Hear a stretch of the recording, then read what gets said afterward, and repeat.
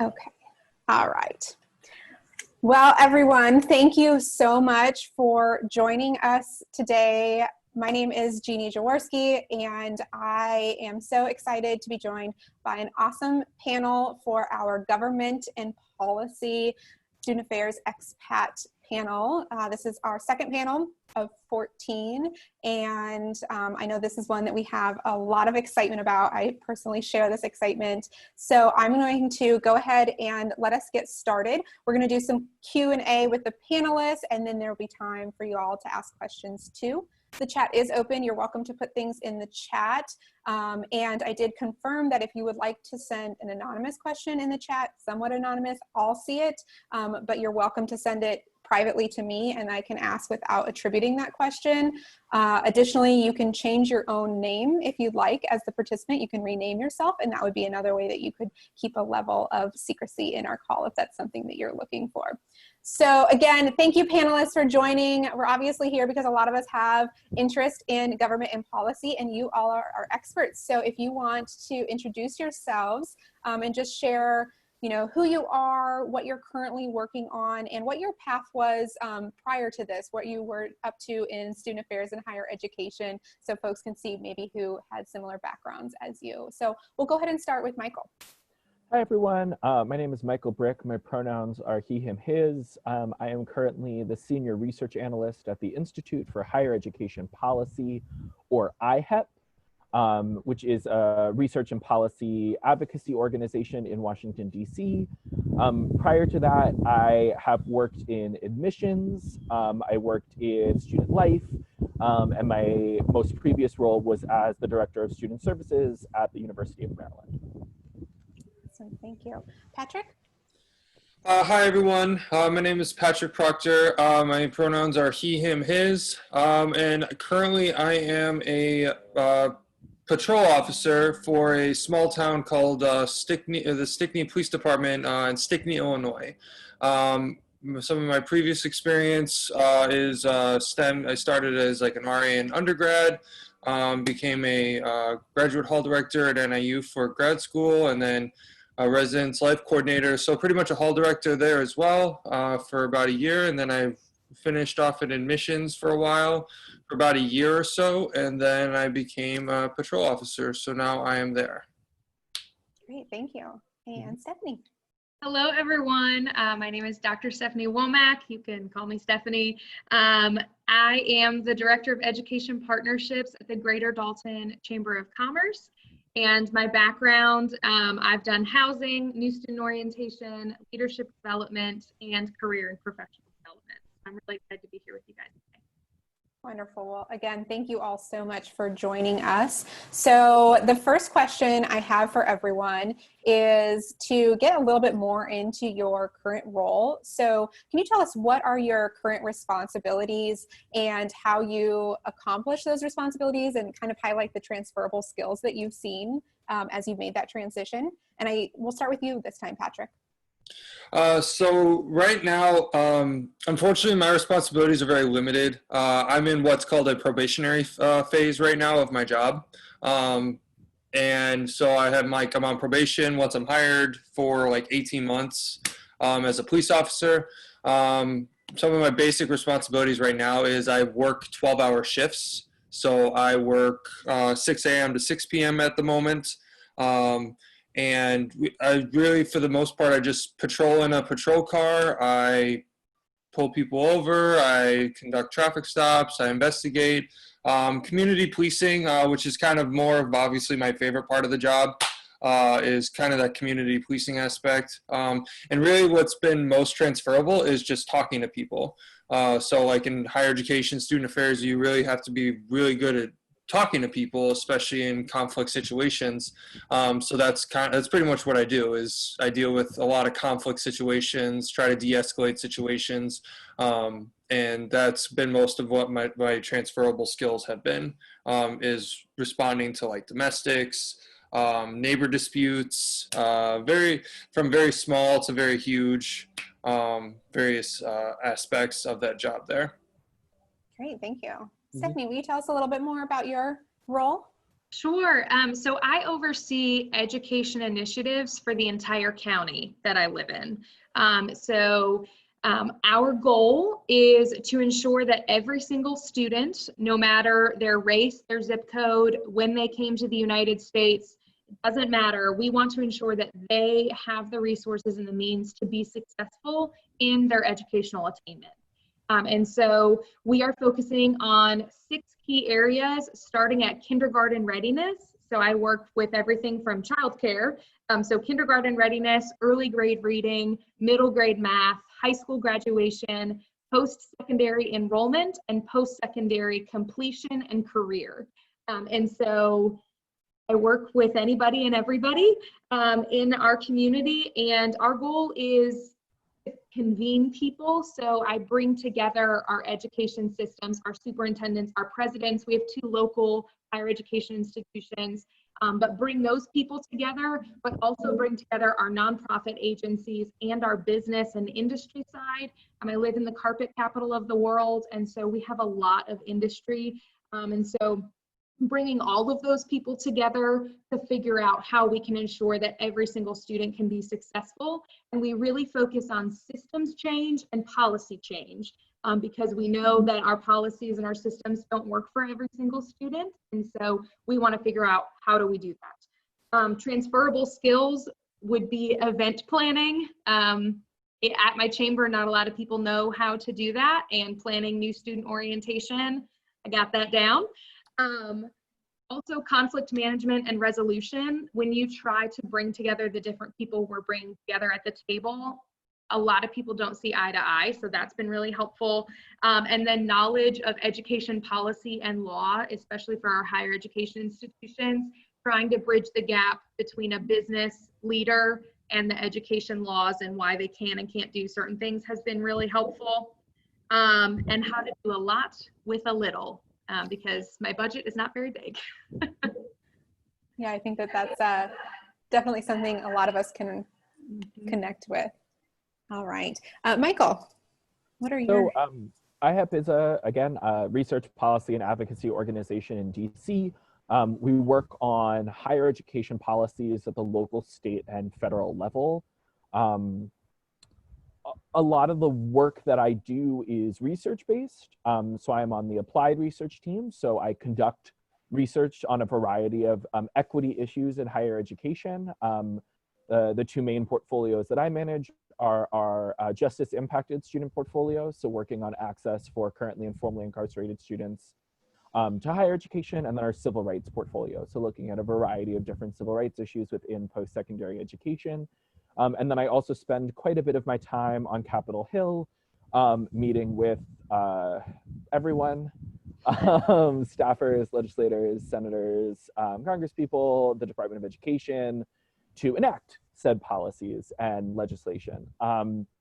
Transferable skills-wise, assessment was probably the most transferable skill, the ability to just say, here's what's working and here's what's not.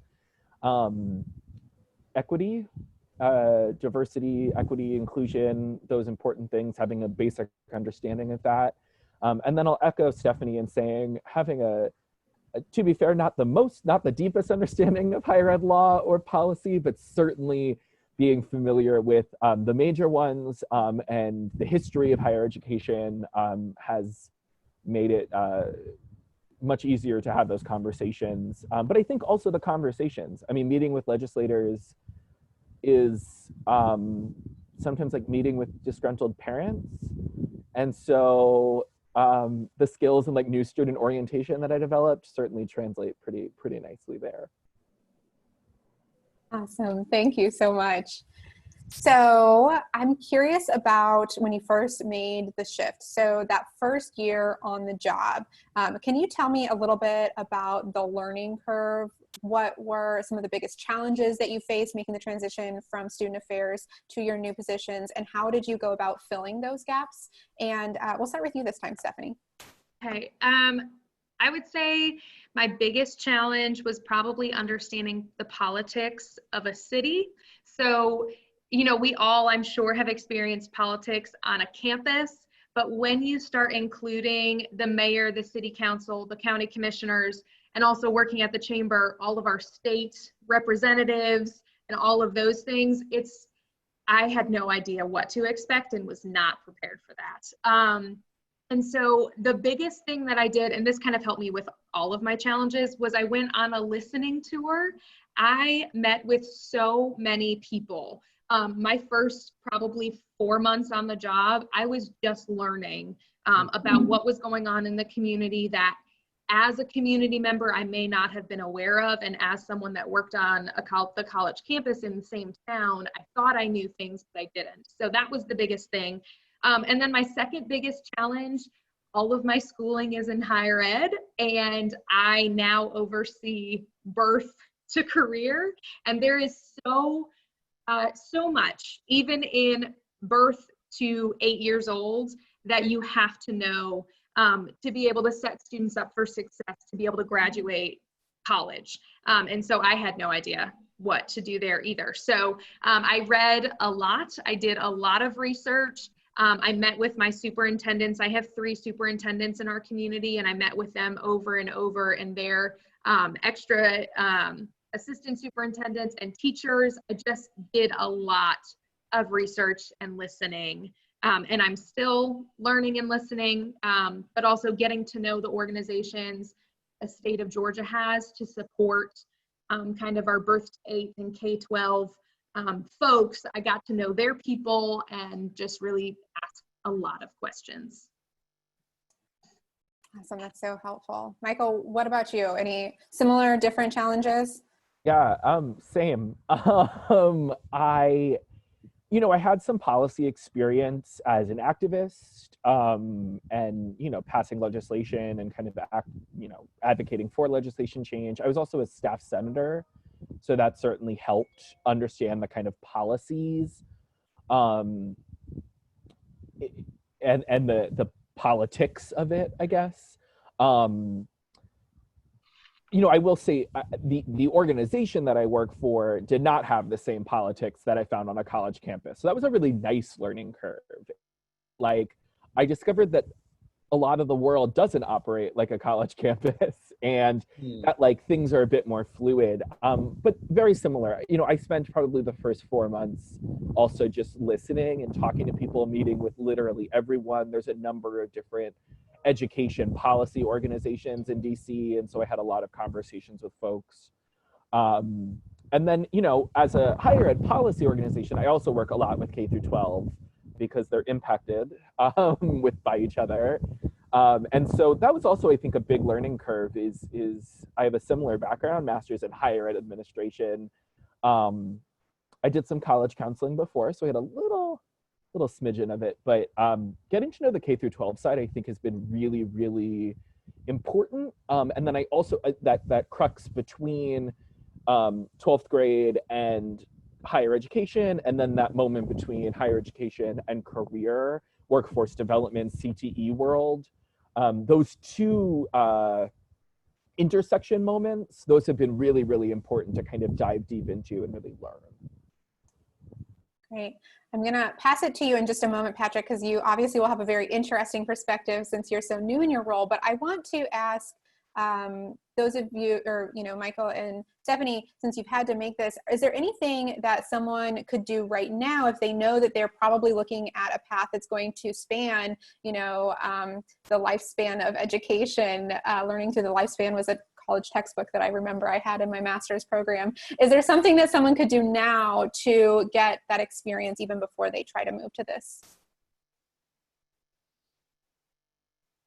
And sorry, Stephanie, go ahead.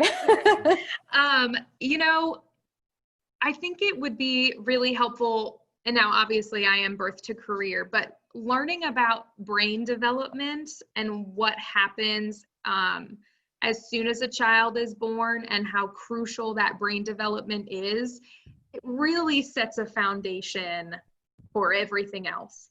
And so just researching why it's crucial to read to children, why,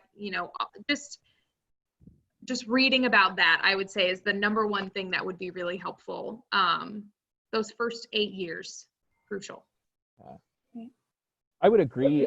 I also think attending a public school, public forum, which is something I do quite a bit of now, and Stephanie, I'm assuming you do as well. These are open to the public, and you know, even if you're thinking about moving somewhere else for a new career, even I think the problems kind of remain the same, really, no matter where you go. And so, attending those public forums has been, I think, really useful to kind of see the similarities or the differences in the challenges that K through 12 versus higher education are facing. And that's also, that gives you some of the talking points necessary to bring up in an interview, or social issues or things that you discover that you care a lot about that intersect between the two worlds. Perfect, thank you. Great. All right, Patrick, let's change gears a little bit and talk about your first year on the job and what you're learning are areas that you need to kind of fill in gaps in. Honestly, there's a lot. So, like, even now, I'm still learning to this day. One of the biggest learning curves was the politics of, especially of a small town. I'm never a huge fan of politics. I think politics is rough on people. You have to pick a lot of sides. But ultimately, and like, I see myself as a really in-between person when it comes to politics.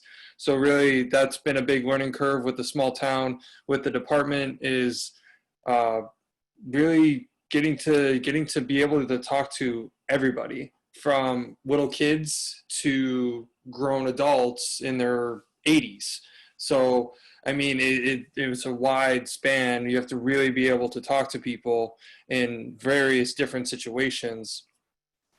And I mean, it is a huge learning curve, because the first at least 3 months of my start was in the academy, where I am constantly being grilled and learning law. I am learning domestic law. I am learning the Constitution. Like, I am learning all of these things that a police officer has to really think about.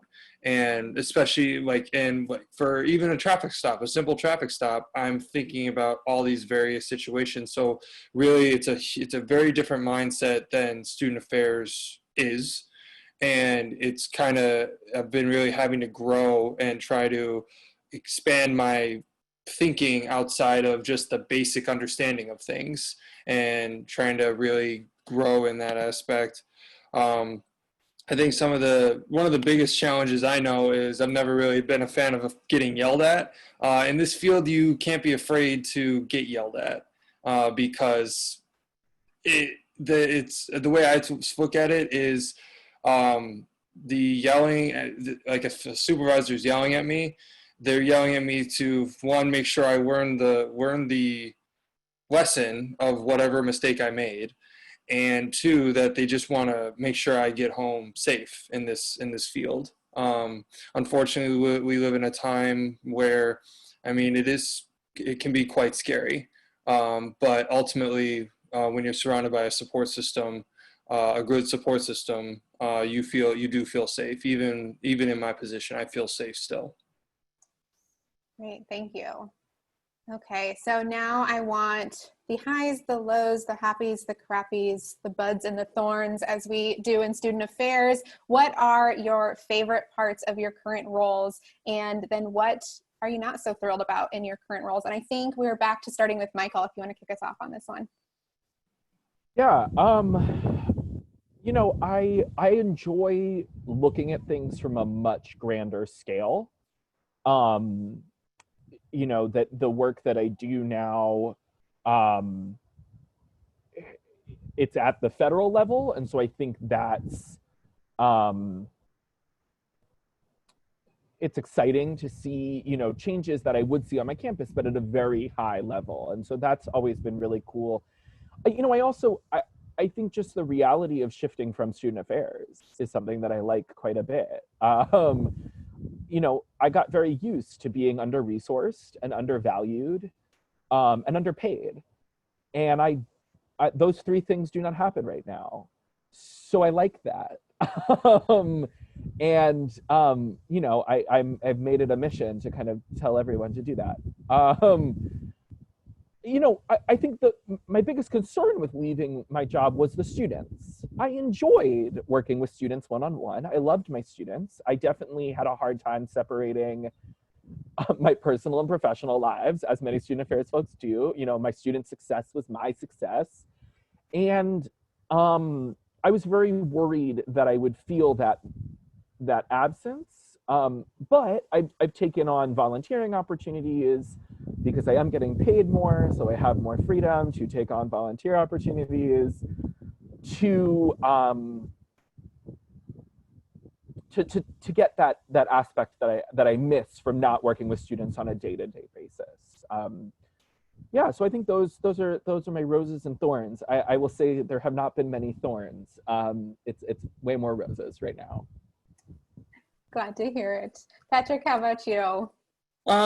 My highs, one, I love the small interactions with people. Right now with like the month of May and June, there's been a lot of graduations, and with the pandemic, there's been a lot of like drive-by parades. And we've gotten to, as a police, we've gotten to partake in those, and I've had conversations with some of the graduates and just talking to them about what they want to do, where they see themselves going. Kind of brings me back to my higher ed days and student affairs days about like trying to get them to think, like, what do you truly want to do, like, and trying to challenge them. Even though I'm serving as a police officer, it's just those small interactions that I think, to me, make a huge difference, and also that's what I love the most. And thankfully I'm on days right now, so I get to see that a lot more. I think what's nice is what I really enjoy is just serving people. I know it sounds very cliche, but that's what I love to do. And when I was in housing, one of my favorite parts was this wasn't everyone's favorite, but responding to duty calls and you never knew what you were truly going to run into. And just trying to help people and serve people and trying to de-escalate a situation. I enjoy that. Now, part of the thorn of mine is sometimes that de-escalation in my job currently has to lead to putting cuffs on people. Honestly, I don't ever want to draw my gun. I don't ever want to place cuffs on people, but part of my job is, if the situation calls for it in assessment, then that's what I have to do as a law enforcement officer. So again, it's a thorn to me, because I'm not, again, my first response is not to like go the automatic hands-on and everything like that. But I just don't want to, I hope to never get to that point.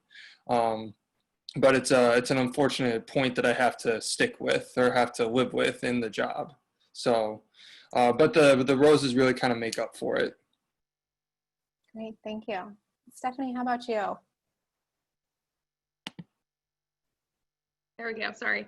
My favorite parts, it's gonna sound cliche, but serving the community in such a deeper way. So I loved serving my students at the college that I was at previously, but now I'm seeing kind of the fruits of all my labor, and I get to make real change and see it come to life, which is just really exciting. I think working at a chamber, I have a different level of understanding of the community, and so we get to hear about a lot of things before they're made public. We get to be a part of a lot of big decisions, and that's just really cool to be a part of something that is working to make the community more vibrant. And then really, my supervisor has a lot of trust in me, and I didn't get the same level of trust and confidence when I was in student affairs, but now I am looked at as the expert that I believe that I am. And they come to me with questions, they look to me for answers. And And then also flexibility. I have gotten a level of flexibility that I didn't get in student affairs. We went back to work in the office 5 weeks ago, and I asked my supervisor if I could work from home 2 days a week for the whole summer. And he just said, all right, like, why not? Go ahead. And that would have never happened at any of the institutions that I've been at.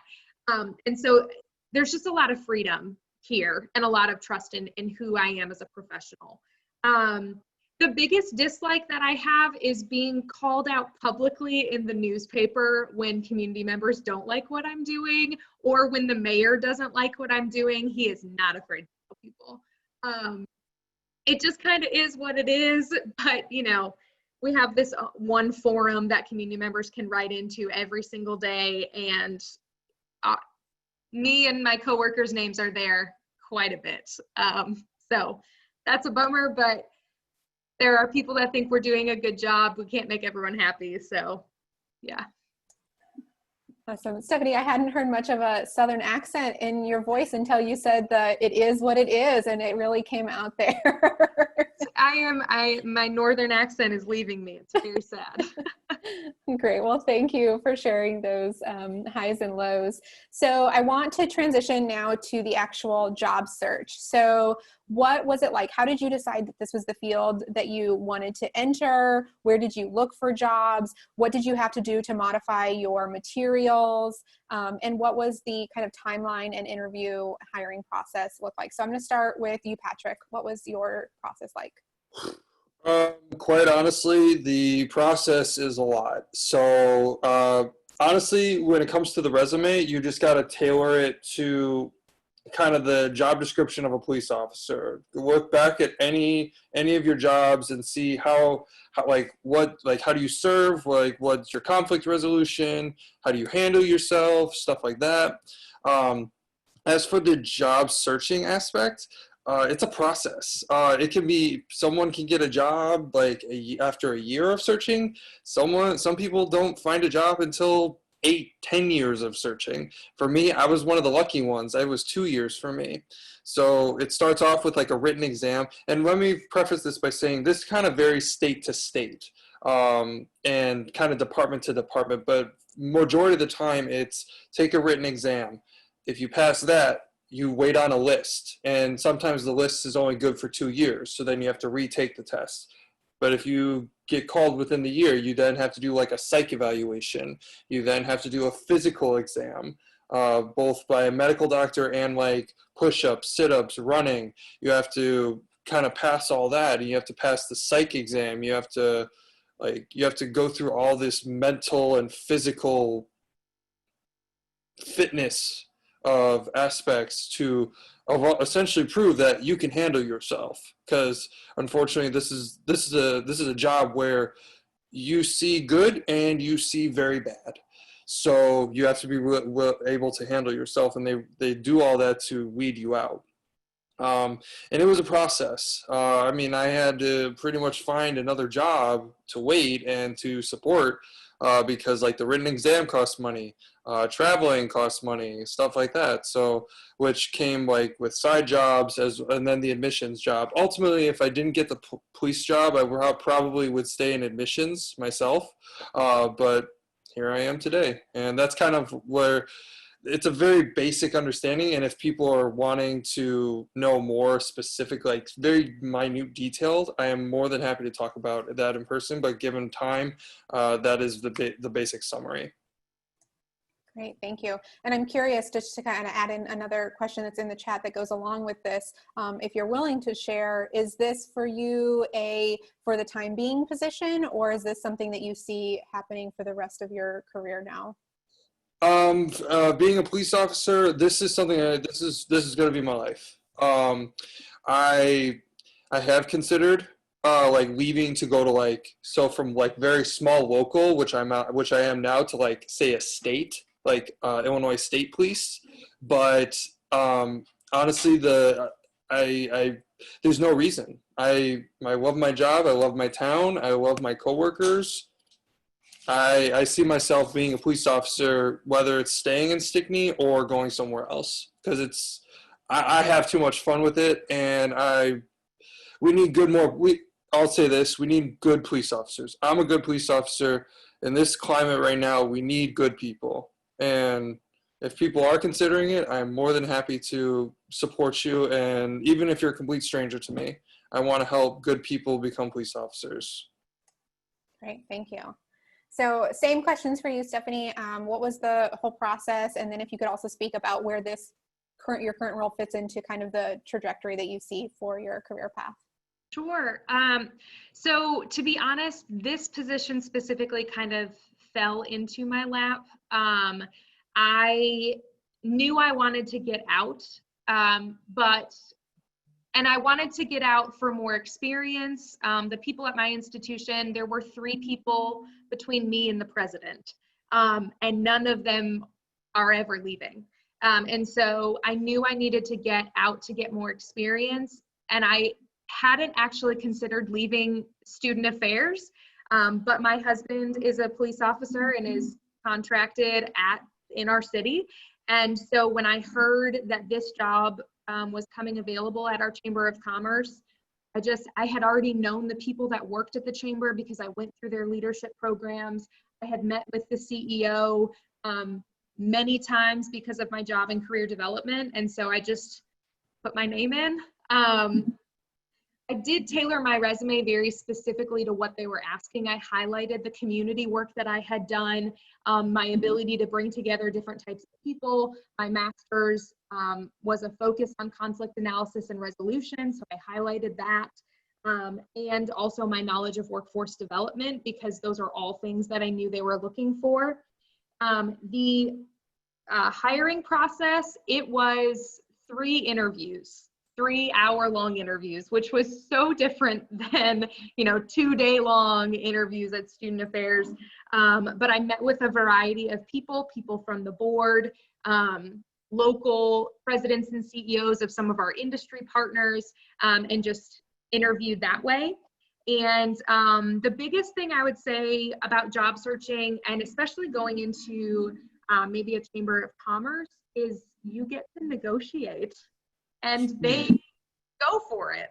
I mean, I negotiated a higher salary, more vacation days, and flexibility into my job because I knew what I was worth, and I knew what they were getting.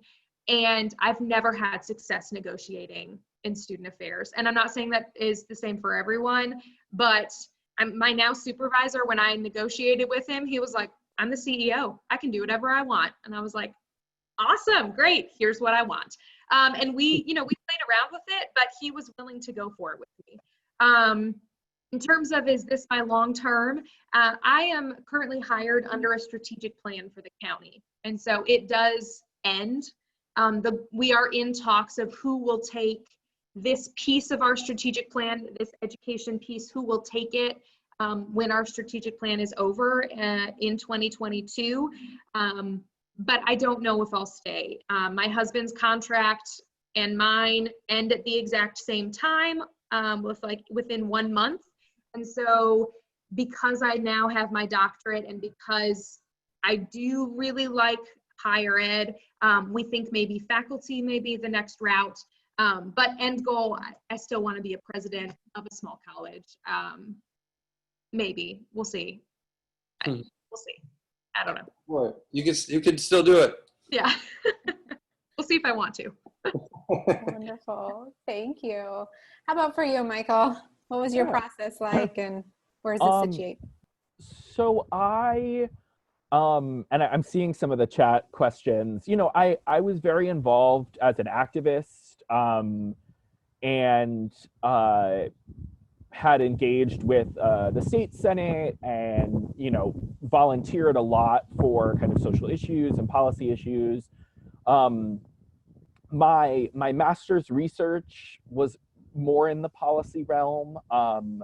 I was also, I put myself on a lot of policy committees at the University of Maryland. So again, I was a staff senator, which is a very large body at a flagship institution. I was, creating policies for my department, for the school, and so I played that up quite a bit. I also did hire someone to rewrite my resume. I did not spend the most amount of money. I kept it like around $100. I had that was a privilege. I knew I was too close to my resume to really edit it the way that like the rest of the world needs it to be. My resume was like super flashy. I'd done it in Canva. It was very student affairs-y. It doesn't fly with everyone. And I'm sure I can see Patrick like nodding his head being like, that would be ridiculous. And so I did do that. I thought it was really useful. I also just signed up to listservs for the companies that I was interested in. And then I showed up at their events. Like I did. I rolled up to lunch and learns. I rolled up to conferences that I had no business being at. I forced my office, who knew that I was like interested in leaving, to keep me there by paying for things that I wanted. And so I wanted to go to a conference that had nothing to do with the job that I was doing then, but I wanted to network. And so they paid for that. Again, I also came at this from a director level. And so I think like Stephanie, I had a direct line to people in power and could utilize that privilege to get what I wanted. But those are some of the steps I took. The interview process was a little bit longer, way less than what student affairs has ever been, but I have a media responsibility, and so they needed me to come in and do practice presentations and teaching and some of that stuff. And I do not plan to ever return to a college campus. Y'all can hear it in my voice. I love higher ed. I believe in the transformative power of education. I also believe in burning it all to the ground and starting afresh. And for the corrupt system that it is right now,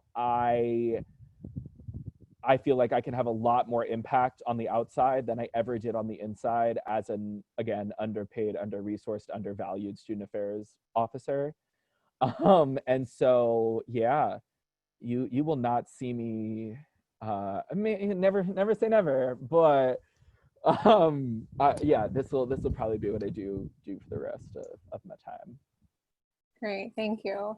I'm going to actually ask another follow-up just to Michael and to Stephanie, because Patrick, I know that like there's a path for you and you have to go through the steps for in your position. But Michael and Stephanie, you both kind of talked about how you were able to network yourself into a position at this level, which is fantastic.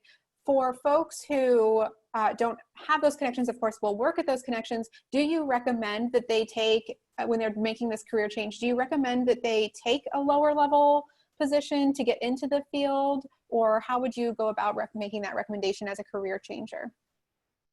And let's see, Stephanie, go ahead and, well, actually, you know, I see Michael shaking his head no. So I'm gonna let you take it first. So, you know, again, and I'm really glad to hear Stephanie talk about how much she negotiated, because I think from a career services perspective, there's some research out there that shows that men are more likely to negotiate than women. And so that gives me a lot of joy, Stephanie. You know, get your money. So I refuse to take a pay cut, and that may be privilege, and it probably is, but I refused.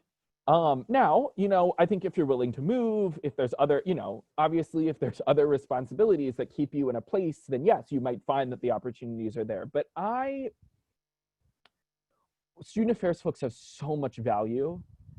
It is skills, and when you leave student affairs, you actually do realize like the people skills, so few people have those skills. Mm-hmm. And I am constantly thanked for my ability to like settle conflict and like bring people into conversations and call people out on their shit. And like, that is a skill that I am shocked that more people do not have. And so know your value, but I also think even if it's an entry-level job, I got tuition remission at my last job at the University of Maryland. I did not get tuition remission in my current job. So I negotiated for that, added to my salary. I was getting about $10,000 of tuition remission in my previous job, So if they want me, I'm going to take that $10,000 that I was getting as a benefit and make sure that that is included in my salary now. And those types of things, even at the entry level, those other negotiating, more vacation days, more flexible work experience can make an entry level job, you know, in terms of experience and just in terms of like your quality of life, I think better. Great, thank you. Stephanie, you were laughing quite a bit. What do you have to add to that? So I would say, now, first about my negotiation, my stepdad did talk me through all of it because I had been shut down so many times that he was like, say this. So it worked though. But I think same kind of thing as Michael. I mean, I negotiated really purely because I was leaving an institution where my doctorate was free. And I was choosing to leave, but I had to pay a pretty penny to get my doctorate and finish it. And so I negotiated those costs into my salary. And now I'm done and I still get all the money.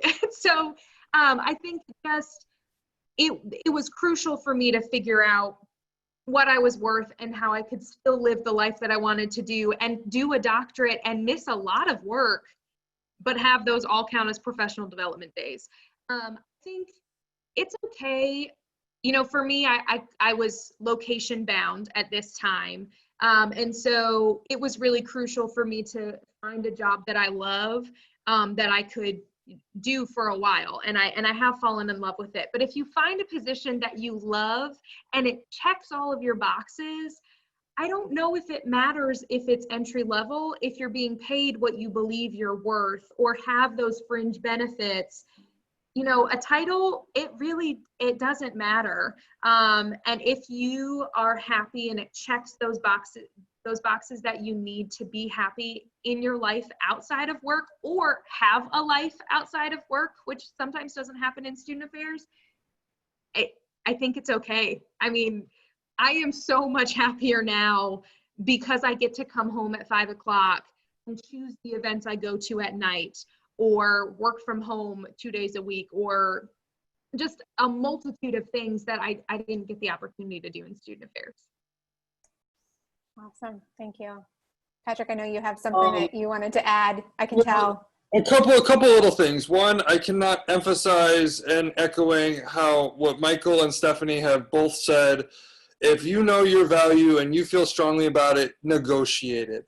Me, I didn't have to negotiate. I am now a part of a police union, but I would also echo, if you can be in a union, that's even better, because negotiating as a whole is so much more powerful. So like, I don't negotiate on my behalf. We have union reps that negotiate for us, with the village. And I will say that too. My wife is a CPS teacher, and she's a part of a union. Like, if you can get in a union position, or you get with like a union as well, that is phenomenal.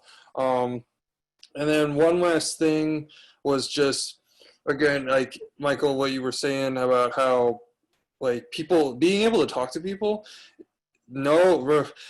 If you don't know how to talk to people now, you really should as student affairs higher ed, because it is phenomenal to be able to have that skill and pretty much talk to anybody.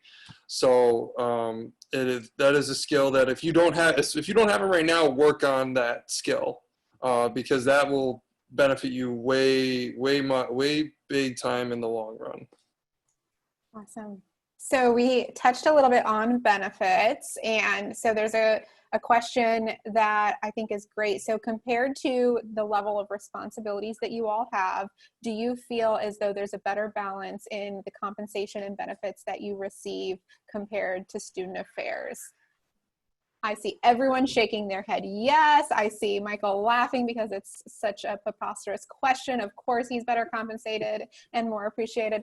Does anyone want to speak on that more, or? Sure, go ahead.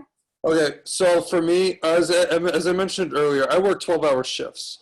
Now that's like 6 a.m., 6 p.m., 6 p.m., 6 a.m. Yes, that sounds a little rough, but it is like, so like Monday, Tuesday, off Wednesday, Thursday, on Friday, Saturday, Sunday. And then the next week I only work 2 days a week.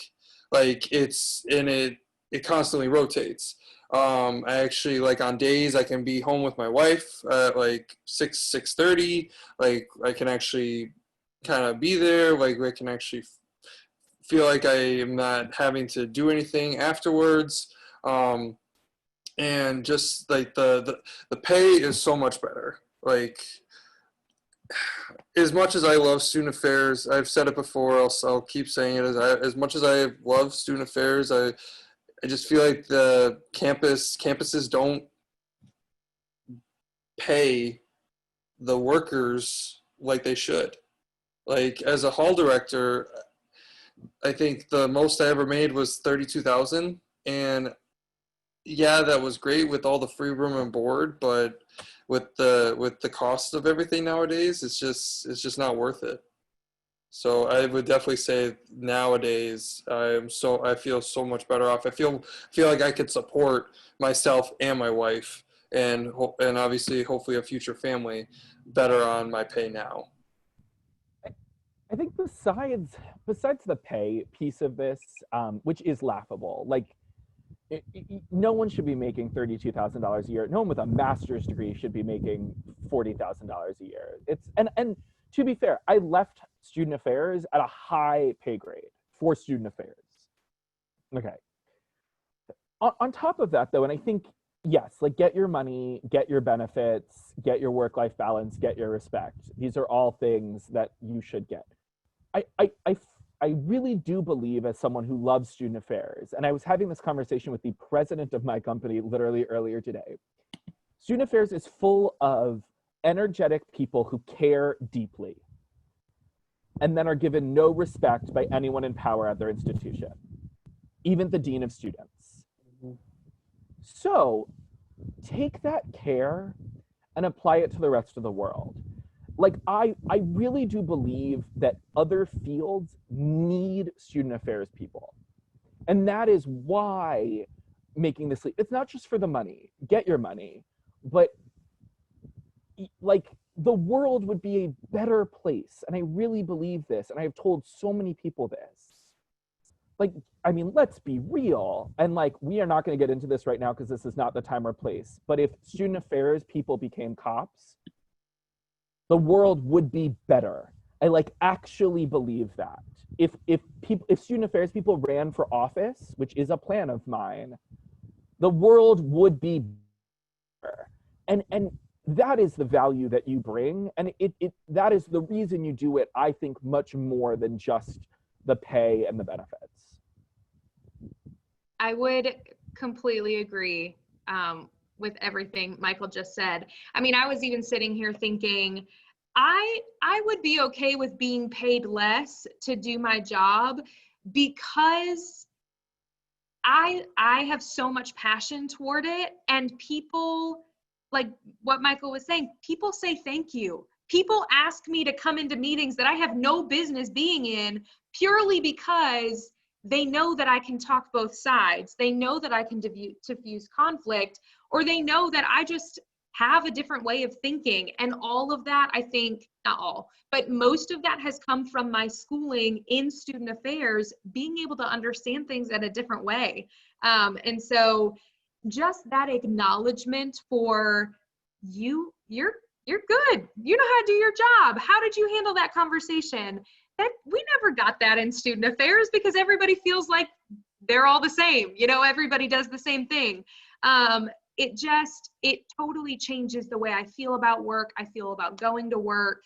And I would agree. I actually told my husband earlier, like, I think all cops do need a student affairs degree. How can I train you before you go to your next shift? He's already gone. But like, how do I get you to know student affairs knowledge to be able to be a police officer in our city? So yeah, we have a lot of good in our field. And if we just spread it out, I agree, the world would be a better place.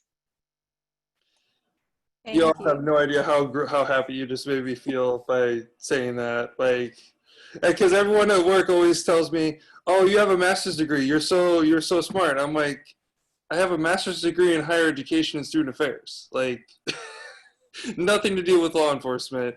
But yes, it is. I agree with both of you how, like, my student affairs background has, and I work with guys that have been on the force for not just like our force, but like as a police officer for 20 plus years, and they have such a different mindset on how they think and everything like that. So, and we kind of meet together and we talk, and it's a whole different perspective. So that's actually a great transition to another question I want to ask, and I'm going to let you start, Patrick, since you're unmuted right now. What are your degrees in, and do you think someone wanting to make a shift into government and policy needs to pursue additional or alternate credentials to do so? Well, it kind of depends. When it comes to law enforcement specifically, I would say honestly, we look for anybody and everybody. I met a cop once who was an accountant. He's a former accountant. He got his degree in accountancy. My degree is Bachelor's of Science in Communications and Master's in Adult Education, aka Student Affairs. So, and I would say for law enforcement specifically, honestly, use the skills that you have or build the skills that you want and use that to your advantage in law enforcement. Law enforcement's all about diversifying and trying to come up with different perspectives because we deal with people from all ways of life. We deal with rich, poor, we deal with black, white, brown, like we deal with everybody. Like, and just those different aspects, I mean, we need different people. We can't always have the same background. But at the same time too, like I know for me, I am looking to possibly expand my education with law and maybe go to law school or go back and get a master's in criminology, something along those lines to help myself in this current field. Because I think it's all about learning. If you can continuously have that mindset of learning more and more and more, you're going to be a better person. You're going to be a better worker. You're going to be better for whatever you are passionate about. So I would say it kind of depends on what you want to do. But I would be an advocate for getting more education if you choose to go that route. Great, thank you. Stephanie, what do you think on that one? And what are your degrees? What's your background, your education background? Yeah, my bachelor's is in vocal music performance. So I have become the resident city national anthem singer. So I guess I use it. My master's is in college student affairs with an emphasis on conflict analysis and resolution. And my doctorate is student affairs leadership. And my dissertation was the relationship between supervision and employee engagement in new professionals. So obviously being an expat, I thought a lot about all of this. You know, I think my degrees uniquely positioned me for this job because I still work in education. You know, there were certain classes that helped me, law, policy, all of those things I use every single day. And when you know, if people are interested in getting into the chamber world, it is a totally different world, but most chambers have an education and workforce development person. And so even, you know, having this higher ed knowledge is preparing you to be able to work at a chamber and really help the industry partner with the people that they want working for them. So I say it works. I think for me, my doctorate has really helped me because I am young. And so now I have just a little bit more education to back it up. I just have those 2 letters, doctor, to really just help people help me because I am so young. So it just gives me a little bit more authority in conversations with people who don't know me or know my background. Thank you. Michael, what's your background, and do you think that people need to pursue additional, do I need to make you give me 1 second here. Okay, you should have the power now. Hi, sorry, the joys of working remotely. So my undergraduate degree is in education. My master's is in higher ed administration. I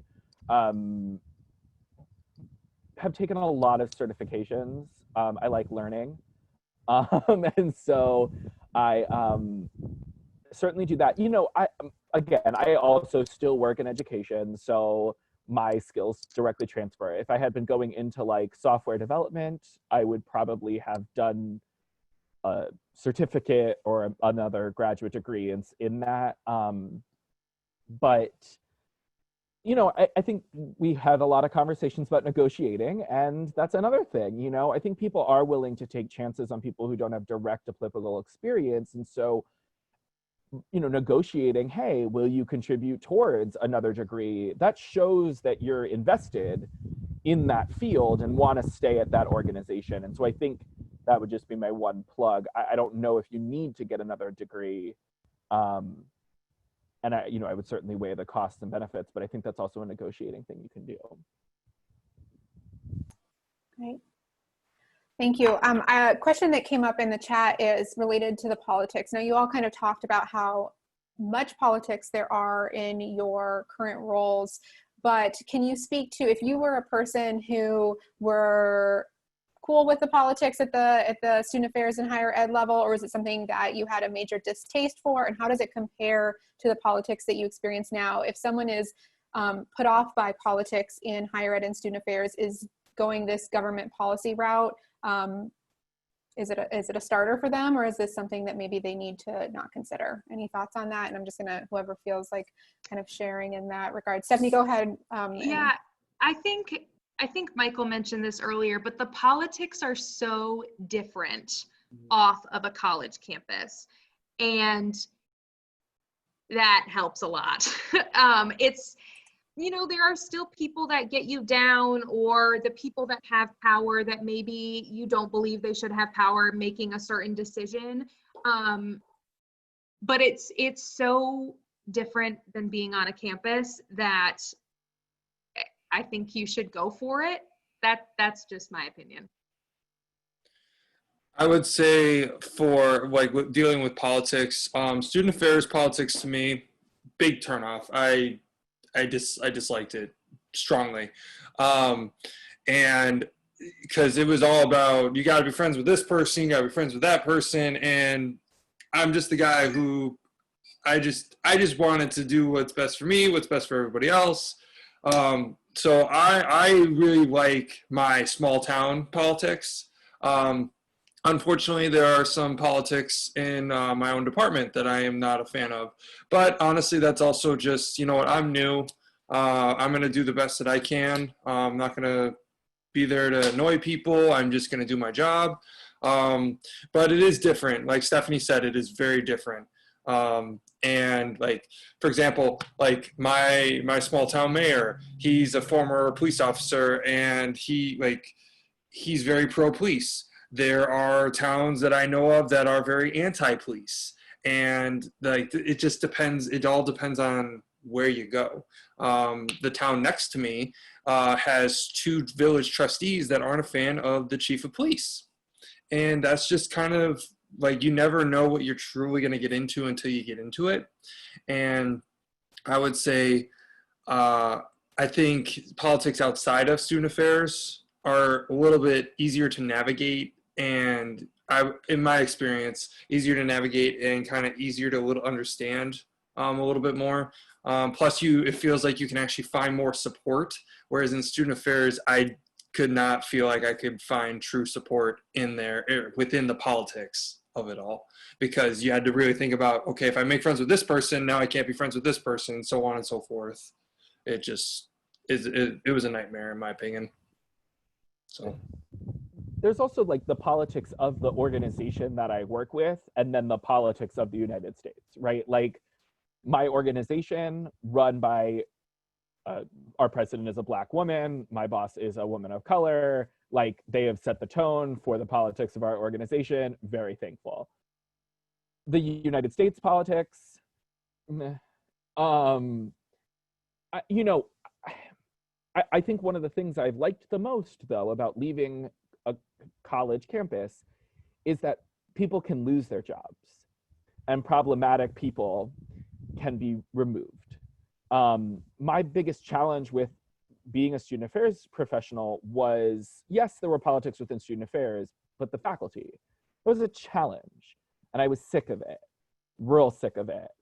And, you know, we're obviously seeing a moment right now where we're starting to reevaluate the tenure system, and we're starting to maybe hopefully get rid of that. But that politic I did not enjoy. The reality with not being on a college campus, and this is, I think, not that student affairs have ever had job security, but like everyone doesn't have job security, which is great. Like you're on the equal playing field, and like the difficult politics, the people that I have problems with, there's a chance that they will no longer be in that position every 2 to 4 years. And so, like it works for me at least. That's great, thank you. I wanted to let everyone know we've got about 10 minutes left to wrap it up. So if you have additional questions, feel free to keep putting them in the chat. You can also, you know, use the little hand thing if you would like me to unmute you so you can share your question. There's a question about, and I think we touched on this a little bit, but the willingness to hire outside of the area that you're already involved in, and if anyone has any suggestions for that, you know, agencies looking outside of that background, if anyone would want to share. And then I guess if also kind of tied to that is, if you don't already have connections in these areas, how do you go about finding Chamber of Commerce jobs? How do you go about finding some of these positions that you all have? Michael, you unmuted first, so go for it. Well, so, you know, we had talked about this kind of in our pre-panel meeting, but Usajobs is a big one, and I'm happy to answer questions about that. My current position was not a Usajobs position, but I spent quite a bit of time on that website. You know, that is, I think, where optimizing your resume becomes really important, because I do think that on paper, there's probably an HR system that is excluding your resume from being reviewed if they don't have certain keywords, certain phrases. And so optimizing your resume with the right words when they're being filtered through is important. Informational interviews are really common practice. And I think I didn't know that they were so common practice in student affairs, because everyone knew everyone, and someone met someone at NASPA, or someone's former dean is now the dean here. And so, I mean, that's a great way to get a job, to be fair, but like in the rest of the world, that's not necessarily the case. And so, you know, I think if you see a potential position, or there's no position, but it's an organization you want to work with, go on LinkedIn, find someone who works there, email them, and say, hey, I'm really interested in what you do. People love talking about what they do. I volunteered to be on a panel to do just that. Like, you know, roll up and have a conversation with them. And that is, I think, often the way you say, okay, well, we actually have a position opening up. I'll keep an eye out for your resume. Yeah, I would agree with that. I think for chambers, there is an association. It's called the Association of Chambers of Commerce Executives. They put out a lot of information for all of us. They also have a job board on their website. But I think if you are location bound, or you know where you want to go, checking out that specific chamber will be really helpful. And for me, I mean, I was at an event where there were chamber professionals, and I just chatted them up. They didn't have any jobs open at that time. And I just said, hey, well, I don't know what you might be hiring for in the future, but if you have a job, keep me in mind. And that's how they just reached out and said, can you send us your resume? And, you know, works perfectly being education, but it was really just, I'm going to talk to you and say I'm interested. Also, if you're interested in the chamber world, most chambers of commerce do some sort of emerging leaders training. It's an institute, a year-long, once a month is typically the format, and it gets you involved in the community. And then they also have a second level training for more experienced leaders. And that's a really good way to get to know your chamber staff and get to know other professionals at nonprofit organizations or something like that. So that would be what I would recommend if you want to stay in your community. Just the chamber people are everywhere. And so just getting involved, they have monthly lunch meetings, they have monthly like happy hours. I mean, chambers are doing a lot. And so just starting to go to those events and getting to know the people would be really helpful. And I'm happy to talk about that offline as well. I'm going to echo what Michael and Stephanie both said. Honestly, it's persistence. You got, for me, I didn't know anybody at Stickney. I was an outsider. I was an outsider when they hired me, and I think law enforcement, unfortunately, is still one of those fields where it's ideal to hire someone kind of more that they know. But it's also it's pretty much like professional sports. Like once you're in, once you get that job, you can ideally find something else. I'm a fan of hiring non-law enforcement because it's starting to, we need new generation of people in law enforcement at least. And I would say just find opportunities. Michael will say hey, go to LinkedIn and just talk to people. And I would echo that, be persistent and find people. I know for me personally, if anybody here or if you know anybody who's curious about law enforcement, I am more than happy to talk to people about what their goal is, what their path is. Help them in any way, shape, or form. Talk to them about the job. I mean, there are people out there. You just got to find them. That is the tough part. You just got to find the people who are willing to talk to you and say hey, I want to help you in any way I can. I know I'm a part of a few Facebook groups where people are trying to become police officers. And if I have an opportunity in my town, I tell them about a test. I tell them about auxiliary openings. I want people to succeed. And honestly, in law enforcement, I've experienced it where most officers want other officers to succeed. So that's kind of where it is. And that's been my experience, is that unfortunately there is a few old practices such as hiring people that they know. But I'm hoping to be a part of it where I'm one of the advocates of trying to look at everybody and who is the best candidate, not just who do we know. So that is a change I am hopefully trying to make in law enforcement. Wonderful.